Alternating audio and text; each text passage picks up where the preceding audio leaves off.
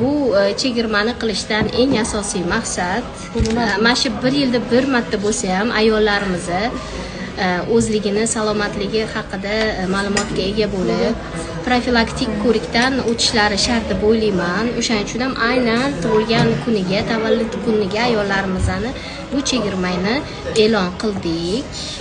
50% skidka qilinganda ham juda ham ko'p tekshiruvlardan va deyarli ana shu ayollarimiz uchun o'tish shart bo'lgan 1 yilda bir marta ginekolog, mammolog, endokrinolog va barcha uzida tekshiruvlardan o'tishligi mumkin. Ya'ni 1 yilda bir marta aziz ayollarimiz o'zingizlarning salomatligingiz haqida qayg'uringlar va hech qachon kasal bo'lmanglar.